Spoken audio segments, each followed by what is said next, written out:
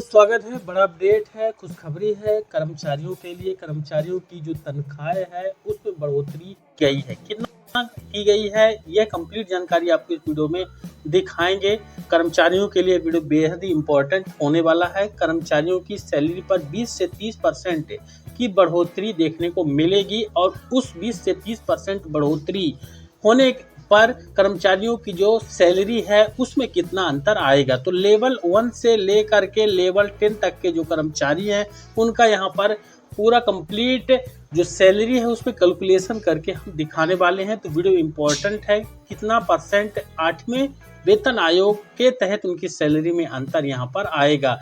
8वां वेतन आयोग 1 से 10 पे लेवल पर कितना बढ़ सकता है सैलरी, यहाँ जाने पूरा पे चार्ट आपको दिखाएंगे। इसको पूरा देख लीजिएगा, समझ लीजिएगा। इसमें पेंशनर्स जो हैं और कर्मचारी दोनों के लिए यहाँ पर एक नया अपडेट रहेगा। उनकी सैलरी किस प्रकार से कैलकुलेट की जाएगी और कितना परसेंट जो है एक पे कमीशन पर अंतर आएगा। केंद्रीय कर्मचारियों और पेंशन भोगियों के लिए 8वें वेतन आयोग का इंतजार अब और तेज हो गया है। उम्मीद है कि इस आयोग के लागू होने से केंद्रीय कर्मचारियों की सैलरी में 20% से लेकर के 30% तक की बढ़ोतरी देखने को मिल सकती है।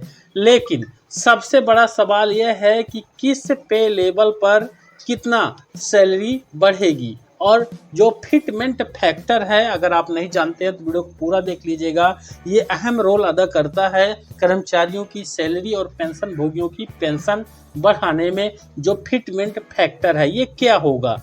तो 8वें वेतन आयोग से होने वाले वेतन वृद्धि का लाभ 50 लाख से अधिक केंद्रीय कर्मचारी और वहीं 65 लाख पेंशनरों को यहाँ पर सीधी तौर पर मिलने वाला है। तो संख्या यहाँ पर ज़्यादा है, करोड़ों में संख्या है।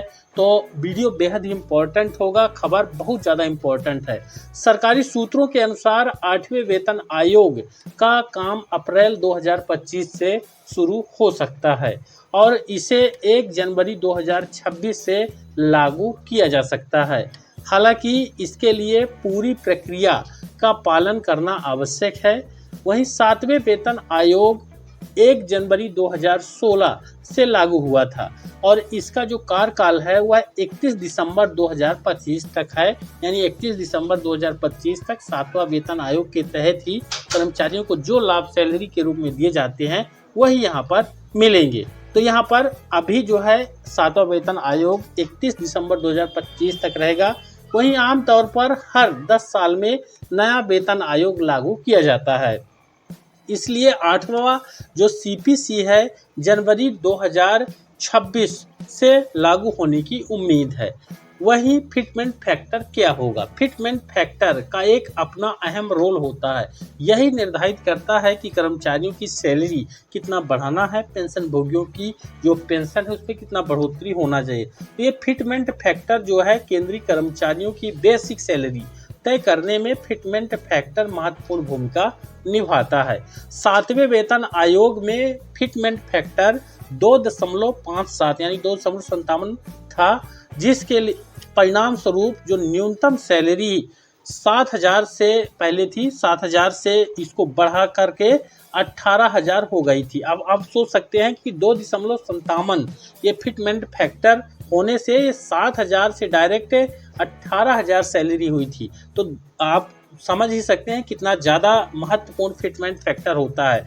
अब 8वें वेतन आयोग में जो फिटमेंट फैक्टर है उसको लेकर 3 अलग अलग अनुमान यहाँ पर लगाए जा रहे हैं। पहला अनुमान है कि वो 1.9292% यहाँ पर फिटमेंट फैक्टर, फिर उसके बाद 2.08% फिटमेंट फैक्टर और तीसरा जो अंतिम फिटमेंट फैक्टर है 2.86 यहाँ पर होगा। अब यह तय करेगा कि कर्मचारियों की नई सैलरी कितनी होगी। अगर फिटमेंट फैक्टर 2.8686 होता है तो न्यूनतम वेतन जो वर्तमान में 18,000 है, ये 18,000 से बढ़कर डायरेक्ट देख सकते हैं दुगने से भी कितना ज़्यादा अंतर आएगा। यहाँ पर 51,480 तक जा सकता है। अगर फिटमेंट फैक्टर 2.86 अगर होता है तो 51,480 ये हो जाएगा वेतन, न्यूनतम वेतन रहेगा कर्मचारियों का। अब यहाँ पर कैसे तय होती है बेसिक सैलरी, इसको अब जानिए। फिटमेंट फैक्टर का जो फार्मूला हो कैसे काम करता है, ये यहाँ पर आप देख पाएंगे कि नई बेसिक सैलरी बराबर में मौजूदा बेसिक पे और उसमें गुणा होता है फिटमेंट फैक्टर का। अभी इसको अच्छे से नोट करके रखिएगा, नई बेसिक सैलरी, मौजूदा बेसिक पे और ये फिटमेंट फैक्टर। अब यहाँ पर देखिए सैलरी बढ़ने का जो अनुमान है, यह विभिन्न फिटमेंट फैक्टर के आधार पर सैलरी में संभावित वृद्धि का अनुमान दिया गया है।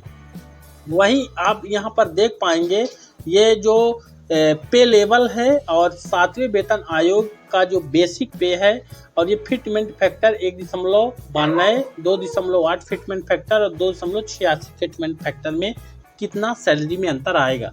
अगर लेवल 1 के कर्मचारियों की हम बात करते हैं तो बेसिक जो पे लेवल 7वें वेतन के अनुसार 18,000 रुपये है, उसमें फिटमेंट फैक्टर अगर 1.92 1.92 का देखेंगे तो 34,560 रुपये यहाँ पर ये न्यूनतम होता है लेवल 1 के कर्मचारी का।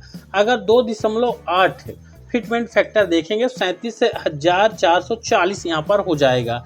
अगर फिटमेंट फैक्टर 2.86 होता है तो यहाँ पर 51,480 ये लेवल 1 के कर्मचारी का तनख्वाह होगा न्यूनतम। ये सबसे कम क्राइटेरिया होता है, तो लेवल 1 के कर्मचारी का यहाँ पर देख सकते हैं।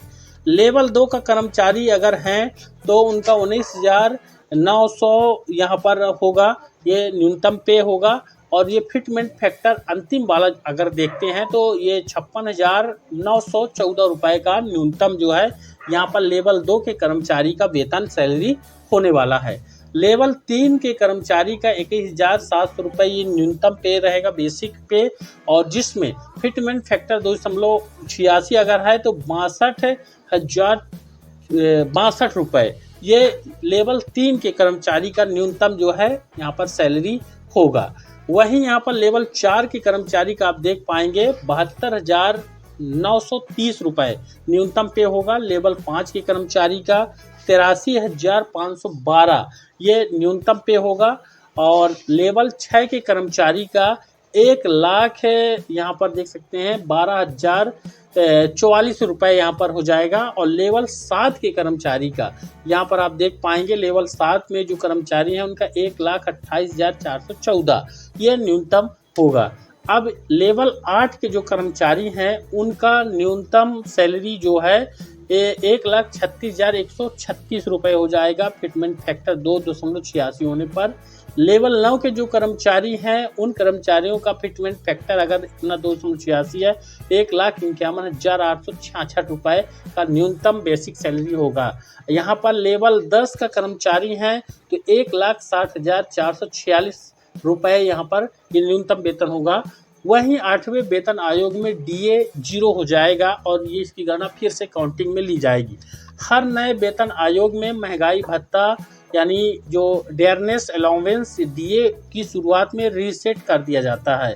वर्तमान में 7वें वेतन आयोग में जो DA वो 53% है और इसमें 3% की वृद्धि होने वाली है, यानी 53 और 3 56% अभी हो जाएगा जब अभी बढ़ाएंगे वो, और इसके बाद जुलाई में एक बार और जो है रिवीजन हो जाएगा। लेकिन 8वां वेतन आयोग में इसे 0 से रीसेट कर दिया जाएगा और फिर नियमित अंतराल पर आगे बढ़ाया जाएगा, यानी 8वें वेतन आयोग पर इसको रीसेट करके फिर से 1% से शुरू किया जाएगा। संक्षेप में 8वें वेतन आयोग का कार्यान्वयन केंद्रीय कर्मचारी और पेंशन भोगियों के लिए एक महत्वपूर्ण घटना है। अब फिटमेंट फैक्टर क्या होगा, यह निश्चित रूप से कर्मचारियों और पेंशनरों को मिलने वाले वेतन वृद्धि की मात्रा को निर्धारित करेगा। जैसे जैसे कार्यान्वयन की तारीख नजदीक आ रही है, सभी की निगाहें सरकार के फैसलों और आयोग की सिफारिशों पर टिकी हुई है कि आखिर फिटमेंट फैक्टर कितना होना चाहिए। तो 3 तरह के फिटमेंट फैक्टर आपको यहाँ पर दिखाए हैं, जिसमें से अंतिम वाला 2.86 जो परसेंटेज है उसी में यहाँ पर 8वें वेतन में लागू किया जा सकता है। मुझे उम्मीद है जानकारी बेहद ही इंपॉर्टेंट है। इसको लाइक करके ज़्यादा शेयर जरूर करें और चैनल पर नए सब्सक्राइब जरूर करें। धन्यवाद।